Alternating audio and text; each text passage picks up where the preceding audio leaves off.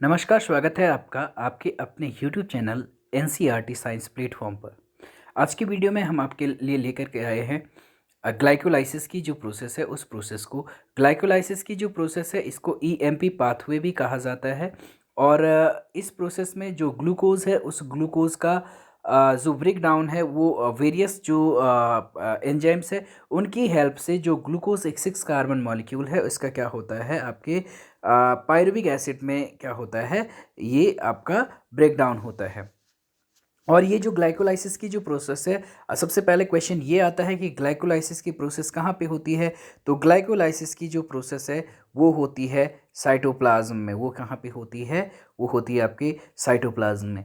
तो इस प्रोसेस में होता क्या है, आइए देखते हैं। सबसे पहले आपका जो ग्लूकोज है 6 कार्बन मॉलिक्यूल है, ये आपका जो एंजाइम है हेक्सोकाइनेज, इस हेक्सोकाइनेज एंजाइम की सहायता से ये आपका चेंज होता है ग्लूकोज 6 फॉस्फेट में।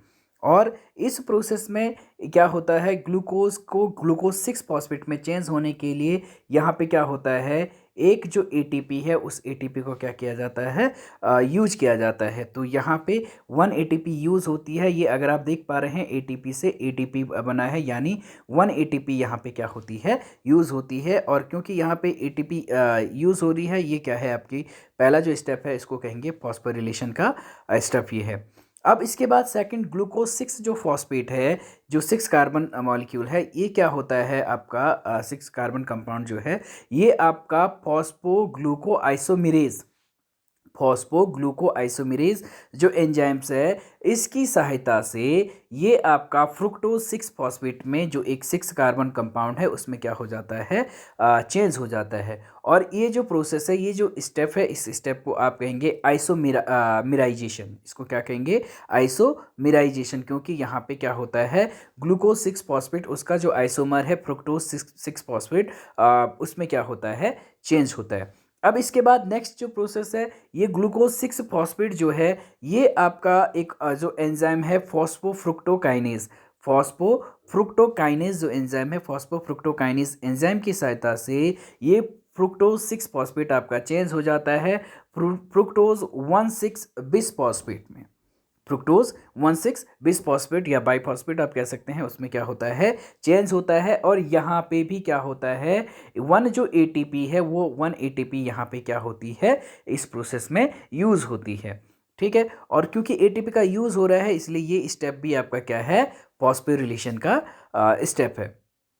अब इसके बाद ये जो फ्रुक्टोज 1,6 बिसफॉस्फेट है, ये फ्रुक्टोज डाइफॉस्फेट एल्डोलेज जो एंजाइम है, फ्रुक्टोज डाइफॉस्फेट एल्डोलेज एंजाइम की हेल्प से ये आपका इसका क्या हो जाता है, अब ये ब्रेक डाउन हो जाता है ट्रायोज फॉस्फेट में।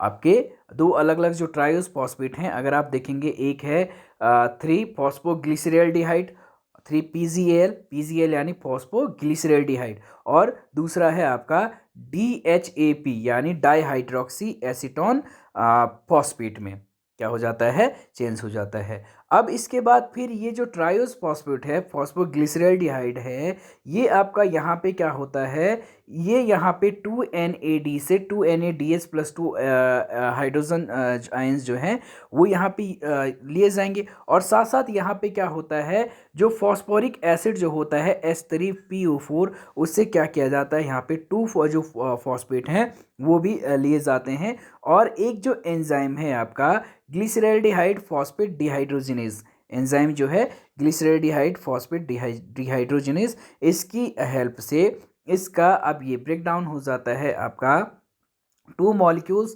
ट्रायोज बिस फॉस्फेट के, जो आपको होता है 1,3 फॉस्फोग्लिसरिक एसिड या 1,3 फॉस्फोग्लिसरेट भी इसको कह सकते हैं। तो इसमें क्या होता है, इसका ब्रेक डाउन होता है। और इस प्रोसेस में भी क्या है, दो चीज़ें हैं यहाँ पे। ये जो स्टेप है, फिफ्थ जो स्टेप्स है, इसमें क्या होता है, एक तो आपका फॉस्फोरिलेशन होता है। फॉस्फोरिलेशन आपने कहा, फॉस्फोरिलेशन यहाँ पे कहाँ से होगा कि जो फॉस्फेट है वो फॉस्फोरस है वो आपका H3PO4 से 2 जो फॉस्फेट है वो क्या होंगे, आपके रिलीज होंगे। ठीक है। और इसके अलावा इसमें क्या होता है, डिहाइड्रोजिनेशन भी होता है।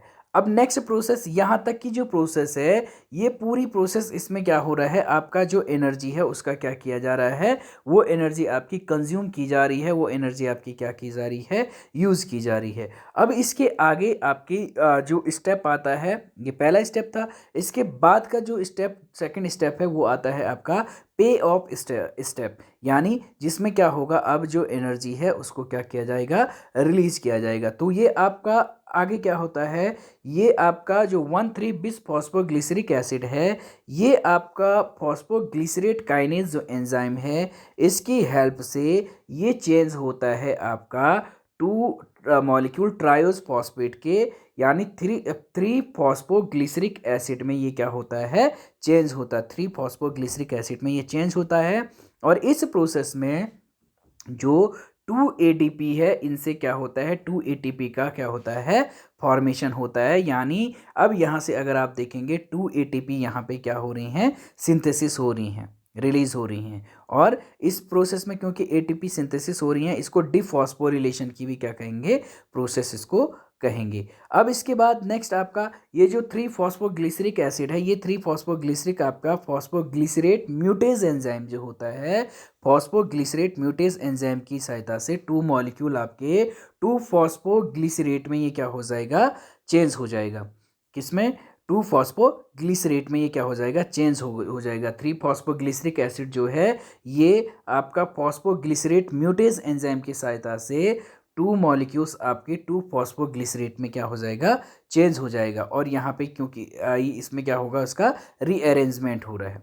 अब इसके बाद जो 2 फॉस्फोग्लिसरेट जो है, ये आपका इनोलेज एंजाइम की हेल्प से, इनोलेज एंजाइम जो होगा उसकी हेल्प से ये 2 molecules phosphoenol pyruvate, PEP, phosphoenol pyruvate में क्या हो जाता है, चेंज हो जाता है। और साथ साथ अगर आप यहाँ पे देखेंगे तो इस प्रोसेस में डिहाइड्रेशन भी होता है। अब इसके बाद ये जो फॉस्फोइनोल पाइरुवेट है, ये पाइरुवेट काइनेज एंजाइम की हेल्प से ये आपका चेंज हो जाता है। अब ये आपका 2 मॉलिक्यूल्स पाइरुविक एसिड में, 3 जो कार्बन कंपाउंड है पाइरुविक एसिड, इसमें क्या हो जाता है, ये चेंज होता है। और यहाँ पे भी क्या होता है, अगर आप देखेंगे इस प्रोसेस में भी यहाँ पे क्या होता है, जो 2 एटीपी है उससे 2 एटीपी का क्या हो रहा है, फॉर्मेशन हो रहा है। यानी 2 एटीपी एनर्जी यहाँ पे क्या होती है, रिलीज होती है। और ये स्टेप आपका, क्योंकि एटीपी से एटीपी का फॉर्मेशन हो रहा है, तो डिफॉस्फोरिलेशन की ये क्या है, प्रोसेस है। तो इस तरह से अगर आप देखेंगे ये इसमें, इस पूरे स्टेप में जो ग्लूकोज 6 कार्बन कंपाउंड है, वो आपका क्या हो रहा है, उसका ब्रेक डाउन आपका एट लास्ट हो जाता है पायरुविक एसिड में, 2 मॉलिक्यूल पायरुविक एसिड में, जो 3 कार्बन क्या है, कंपाउंड है। और इसमें अगर आप टोटल देखेंगे कि भाई एटीपी जो है, कितनी एटीपी इसमें आपके यूज़ हो रही हैं, कितनी रिलीज़ हो रही हैं, कितनी गेन हो रही हैं, तो टोटल अगर आप देखेंगे एटीपी जो आपकी क्या हो जाती है, जो यूज़ होती हैं, यूज़ एटीपी अगर आप देखेंगे तो यूज़ होती हैं, एक 1 यहाँ पे देख लेंगे, 1 एटीपी यहाँ पे यूज़ हो रही है, 1 एटीपी यहाँ पे यूज़ हो रही है। तो टोटल एटीपी कितनी यूज़ हो रही है, वो 2 एटीपी क्या हो रही है, यूज़ हो रही है।